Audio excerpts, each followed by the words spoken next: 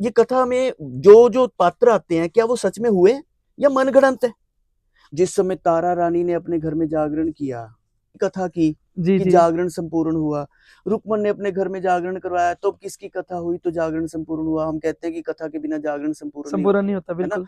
समझने की एक इच्छा थी अंदर से कि ये जागरण है क्या। हम लोग आते हैं, हाँ, अपना इंस्ट्रूमेंट बजाया, सुबह पैसे लिए और घर चले चले गए, गए, बिल्कुल लेकिन बिल्कुल। ये है क्या? ये मतलब क्यों कर रहे हैं, किसके लिए कर रहे हैं, इससे क्या मिलेगा? ये चीजें कुछ जानने की, कुछ सवाल थे मन के अंदर जो खटकते थे बार बार, ये है क्या? जी जी बिल्कुल। तो इस चीज को समझने की ना मन में बड़ी तीव्र इच्छा थी।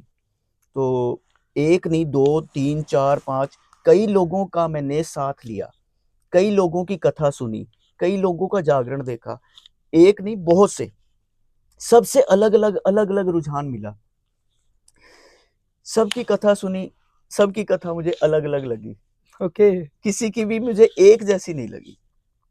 तो ये भी मुझे बड़ा एक्सप्लेन सोच, करने का कुछ अलग तरीका था या कथा ही अलग थी? कथा भी अलग थी, कथा भी अलग थी, ओके। एक्सप्लेन करने का तरीका तो अलग था ही था, जी। लेकिन कथा भी अलग थी।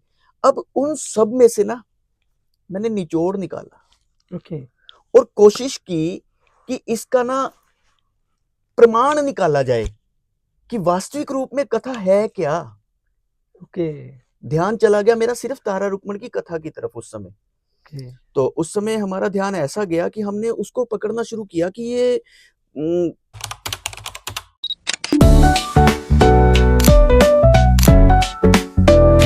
कहते हैं कि कथा के बिना जागरण संपूर्ण नहीं संपूर्ण नहीं होता, होता, है ना? बिल्कुल। तो उस समय कौन सी कथा होती थी? जी नहीं, उस समय भजन होता था। उस भजन को, उससे भी पुराने समय में अगर हम पीछे जाएंगे ना, जी भगत ध्यानु जी हुए हैं, जी। हाँ बाबा नंदलाल जी हुए जी। हैं, बाबा अचरू जी हुए हैं, है ना? तो ये सब भजन करते थे भगवती का। उस इन सब की पीढ़ी दर पीढ़ी आगे भजन करती चली गई और घरानों में परिवर्तित होता चला गया। जैसे जैसे घराने बनते चले गए, वैसे वैसे घरानों में महंत की पदवियां आती चली गई, अरे अरे। एक शिरोमणि उनको उपाधियां मिलती चली गई। तो उपाधियों के बाद वो जागरण जो है विस्तार से होने शुरू हो गए। बिल्कुल। लेकिन उस समय उसका जो प्रचलन था ना, वो एक सुच्चा और पवित्र था। उसके अंदर श्रद्धा होती थी, उसके अंदर भावना होती थी, फीलिंग होती थी कि हमने यार सचमुच भगवती को प्रसन्न करना है। जी।